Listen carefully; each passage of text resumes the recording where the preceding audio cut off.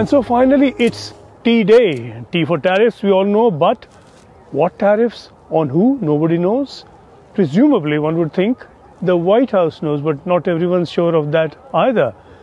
President Trump has no doubt said that it's all settled, but several reports continue to suggest a lack of unanimity even within the Trump cabinet on exactly what model of tariffs should be applied, on whom, who should be spared.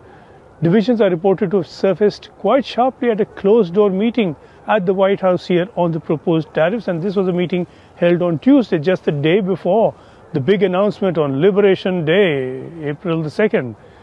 The broad debate has been on whether reciprocal tariffs should sit alongside some form of universal tariff. Trump had, of course, suggested a universal tariff earlier on in his campaign to bring in tariffs, and he's faced some push to revive that model. The more recent, the more current approach has been for measured and negotiated reciprocal tariffs, and India and the US have been negotiating on those terms and on that basis.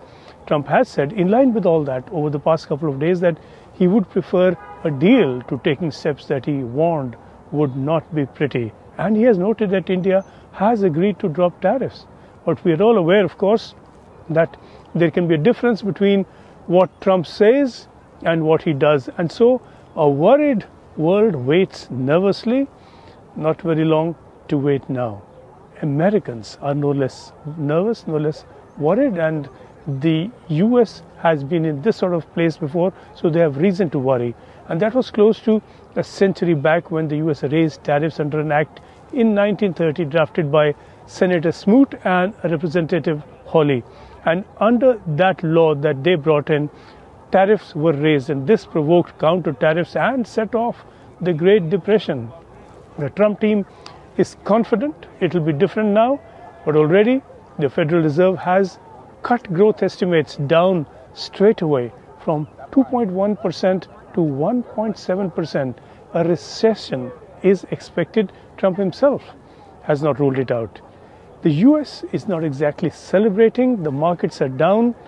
They may not stay down if Trump can begin to deliver as promised, and no one really can say at the moment how big an if that is.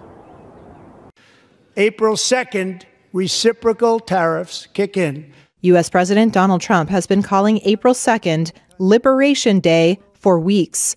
It's the day he'll be unveiling an array of new tariffs that could upend the global trade system. Here's what to expect.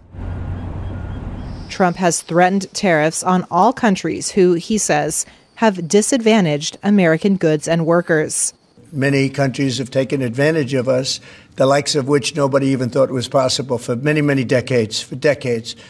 And, that has to stop. White House aides have drafted plans for tariffs of about 20% on most of the $3 trillion of goods imported annually to the U.S.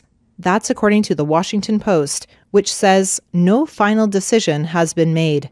The report also said trillions of dollars made from new import revenue might be used for a dividend or refund to American taxpayers.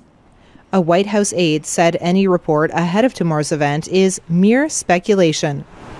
Trump has already imposed tariffs on aluminum, steel, and autos, along with increased tariffs on all goods from China. That's raised tensions with America's largest trading partners and vows of retaliation. Trump argues that American workers and manufacturers have been hurt by free trade deals, which lowered barriers to global commerce. But economists warn that his tariffs will raise prices at home and abroad and hammer the global economy. A 20% tariff on top of the ones already imposed will cost the average U.S. household at least $3,400, according to the Yale University Budget Lab.